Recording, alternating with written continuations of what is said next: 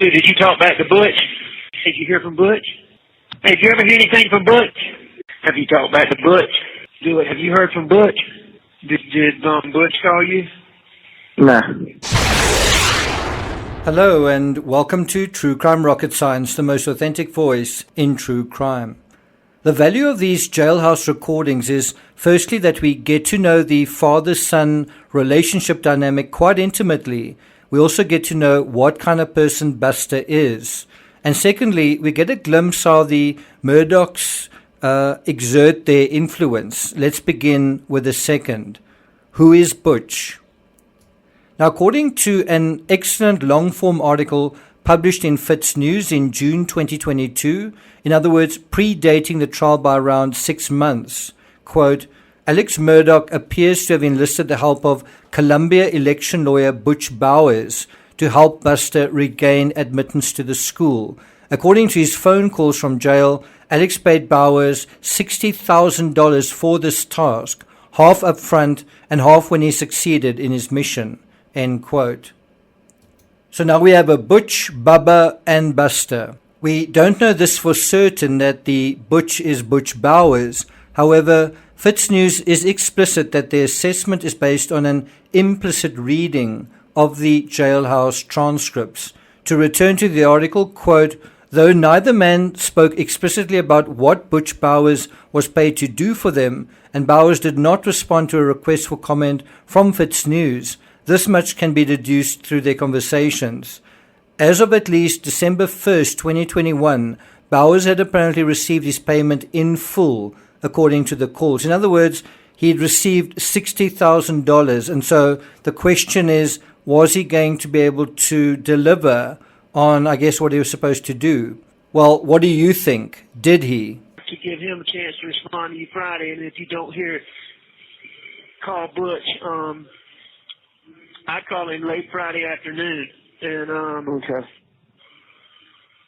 that way he can be prepared to call them first thing Monday morning. 10-4. Are you willing to do that? Yeah, I'm the one that came up with the idea on this telephone call. Buster, there's so many things I got to tell y'all when I get out of here. Lord have mercy. Before we get to the rest of this episode, if you haven't subscribed to the channel, please do. Thank you to the thousands of you who have subscribed. If you are interested in travel and inspirational stuff, I've just put up a new episode on the Team Petrie channel on the Voyage of Magellan. I've used some of my own material traveling around the South African coast, even some material with my dog in it. So if you're interested in something different, check out the Team Petrie channel. If you're enjoying this episode, please like, share, leave a comment, and let's get started. So, just some background on Bowers. He's from Hampton County. According to Fitz News, he's a political operative, and that is apparently also the way Alec Murdaugh described him, how he referred to him in a November phone call with his brother, John Marvin Murdaugh, and that you can hear those conversations around about 29 minutes, 51 seconds worth of audio transcripts. And right at the end is a long conversation with John Marvin Murdaugh. Favor? Yeah. Check on Buster.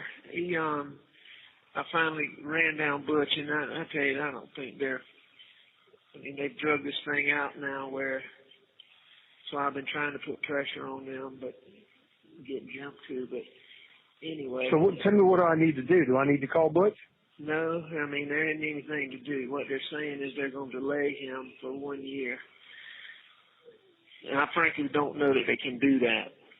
But I don't know that it's in Buster's best interest. I don't know that it's in Buster's best interest to go to law school this semester.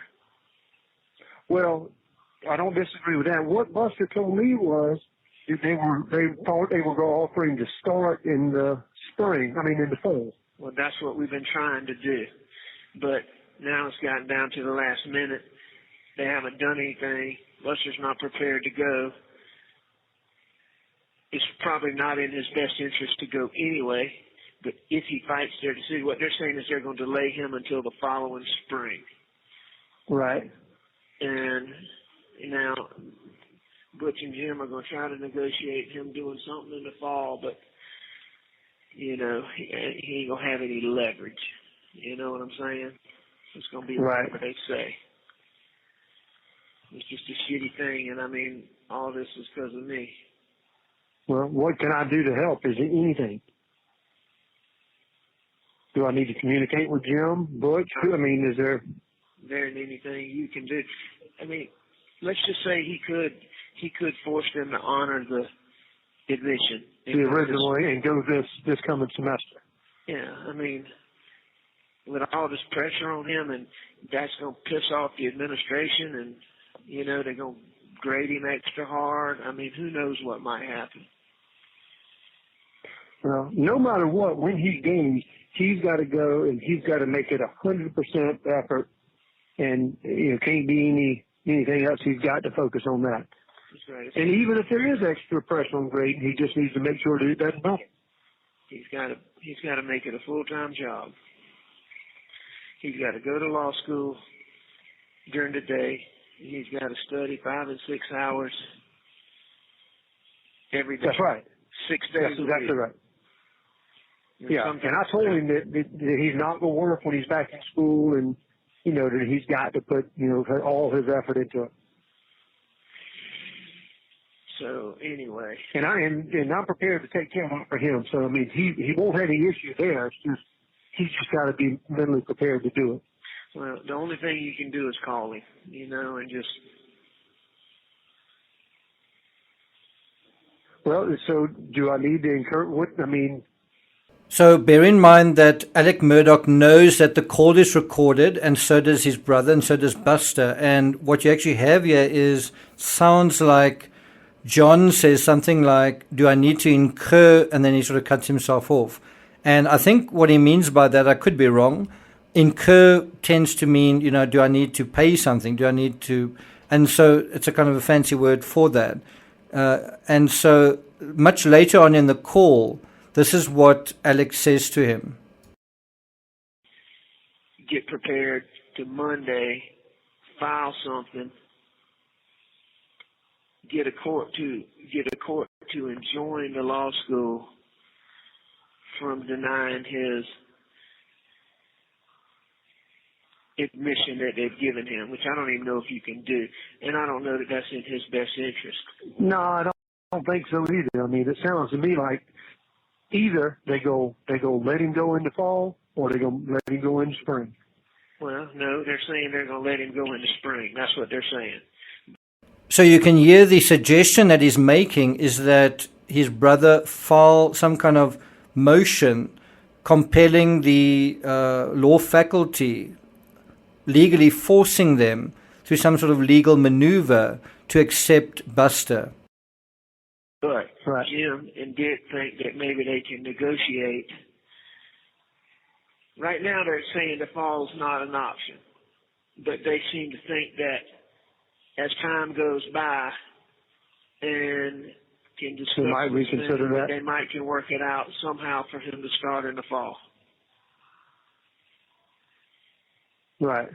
That's what they think. So. Well, yeah. So it sounds like spring's out for this year. Well, but I mean, I don't even think Buster even wants to go this spring. He's not. He told me he does not.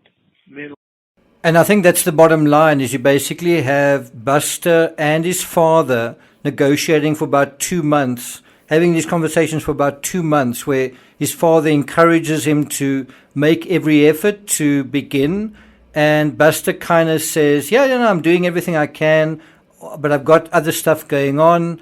And then ultimately you find out at the end of that he actually doesn't want to start in the spring after all. The spring is right at the beginning of the year. It would have been just after New Year's. And that is 2 or 3 days after this recording that you're hearing right now, on the 31st of December, 2021, right? That is when it comes out that Buster didn't really want to do this all along. Prepared, but I'm sure I can tell he's down in the dumps about this news. So just. Yeah, I will. Give him a call. I know he's been looking forward to this weekend. Yeah, but I'll talk to him. You know, in reality, man, a little more time is to benefit him. You know, it's not like he doesn't. I mean, I know he wants to get it back in and get it going and all that, but he's got a good job. I think they're going to allow him to keep working. He's making good money. It really comes down to just him being prepared to do what's best for him, what he wants to do. Just I'll call him again later. Such bad service out there, but just try to call him. Yeah, I will. I'll call him right now, and actually, I'll call him here in a little bit. And just, you know, I'm letting him know that whatever it comes down to, we're gonna make it work. Some additional background on Butch Bowers is that over the years, according to Fitz News, he's advised some big names in South Carolina, including Governor Henry McMaster, Governors Mark Sanford, and even Nikki Haley. He's also one of the many attorneys hired by President Donald J. Trump's team during the president's second impeachment hearing in 2021. According to the Fitz News founding editor, Will Folks, he wrote in January 2021 that Bowers often works with clients who find themselves under some sort of ethical cloud. So again, what do we learn from this? What do we learn from the chatter, right? What we learn is that even with his hands tied in jail, Murdaugh appears to be able to buy political influence to some extent. The other question is he able to still wield it? Well, where is Buster right now? That's the other side of it. And this is how the powerful wield power. They buy it. In the times of Romans, wealth tended to follow power, but in a capitalist society, power follows wealth. The wealthier you are, the more power you can theoretically wield. And so that brings us to this whole idea of wheeling and dealing from the jailhouse. The jailhouse calls between Alex and Buster start in late October and end in late December 2021. As I said earlier, for 2 months, Alex tries to encourage and cajole Buster into getting himself back into law school.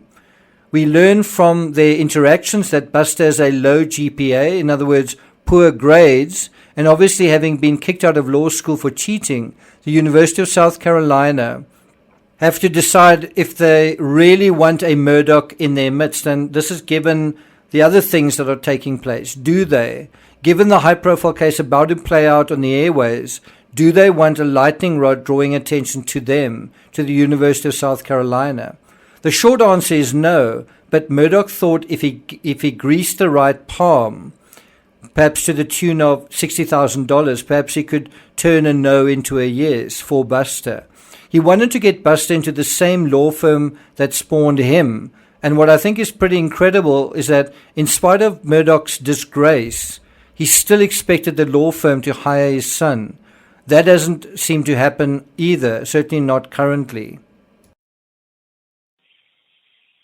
I mean, Buster, we'll try to figure out what we can do about the fall. Yeah, that's okay. I spoke to Butch yesterday, and he said we're gonna keep, asking for what we're asking for, and now I just got to call tomorrow and see if I can keep working. All right. I'm just sorry you're having to deal with all that. It's okay. It's really not. I know you say that, but it's really not okay. But anyway, we'll try to figure it out. According to the article in Fitz News, on October 27th, 2021, in one of Alec Murdaugh's first calls from the detention center, Alex reminded his son that the calls were being recorded, and he later asked him whether he had reached out to the law school. Buster told him he hadn't done so yet, but planned to do it in November. And Alex then sort of pushes him, kind of prods him and says, I just don't want you to wait. It's not as effective if you wait till right up until, a couple of weeks before school starts. And so what do you think happens ultimately? So although it's Alex's fault for putting Buster in this position, in theory, like I think some of it is also Buster, right? Maybe it's also Buster's fault for getting himself kicked out. But Alec also tried to pressure Buster into getting him where Alec wanted Buster to go. You kind of get the idea that Alec is doing Buster a favor, but one can't help wondering whether Alec is trying to do himself a favor. Fitz News summarizes the pertinent details from 2 months' worth of calls between father and son as follows. Number 1, initially Buster appears to have been readmitted to the school for the spring 2022 semester. So it initially looks like the way is clear. He is going to be readmitted. He's got the documentation. Spring semester started in the first week of January. Number 2, as part of the agreement, there are 4 or 5 contingencies. One of them is that he will have to retain the GPA he had when he was ejected from the school in 2019. Right? In other words, one of the contingencies is that he can't start fresh. Another one is that he can never run for student bar. He will also be required to meet with a help person every week. Seems like someone is going to be sort of like a custodian or a steward who's going to make sure that he, gets where he needs to go in terms of his studies. Number 3, Alex and Buster try to change these stipulations in terms of his reacceptance because of how it could affect his GPA moving forward. Number 4, Buster would like to start fresh in the fall with a clean slate and not have to carry the burden of the old GPA that he had in 2019. Alec also pushes Buster, that's number 5, to get with Butch Bowers and William Hubbard to have the stipulations changed. This is where it gets quite interesting. William Hubbard is an American lawyer. He's also the dean of the University of South Carolina School. Number 6, as time runs out towards the end of December, neither Alex nor Buster have any straight answers about whether their demands would be met. Number 7, 5 days before classes were due to start for the spring semester, Alec finds out that the school is in essence rescinding its offer and recommending that Buster start in the spring of 2023, right, a year later. But then that didn't happen either. According to the article, on December 2nd, 2021, Buster told Alec that he got in touch with Butch Bowers, and Bowers said he never told Alex that the terms would be changed. So that the Murdaugh family really seem to want to have their cake and eat it. They want to be reaccepted, but also on their own terms. In other words, they seem to be wanting to force the issue. So, in other words, Butch seemed to be saying that he couldn't deliver 100% on what Alec was asking him. One assumes this means that he could get Buster in, but without removing any of the university's provisos or conditions. And so Alex says regarding this, that's just not true. He and Jim were on the phone. So what's he saying if you start in the fall? And Jim seems to be a reference to Jim Griffin, the same lawyer who represented Murdaugh at trial. It appears Jim is also part of the attempt to get Buster readmitted to law school. According to Fitz News, quote, Buster said that Bowers told him he could start in the fall, but didn't specifically say he could start fresh with different stipulations. And so he said, I'm telling you, Buster, do a 3-way and get Jim on the phone. Buster says, why? And he says, I want to see if I'm crazy or that's what he told us. And Buster told Alex that Jim was in a meeting. The article then goes on to point out that 3-way calls are against the rules and can result in immediate termination of a call. But apparently, from what they looked at, that didn't actually seem to play out in practice. So was he getting special treatment in jail?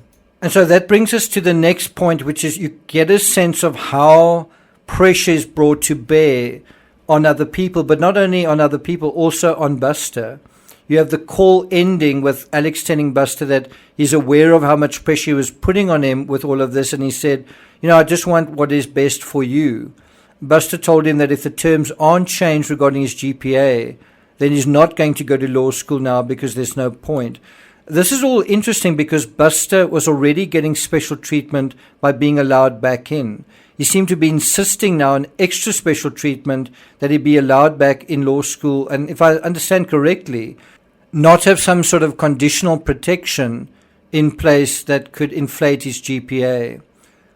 Because there are comments such as, but it's going to be hard for you to get a high GPA because, and then he said, because of the low one, I understand. That's what Buster says.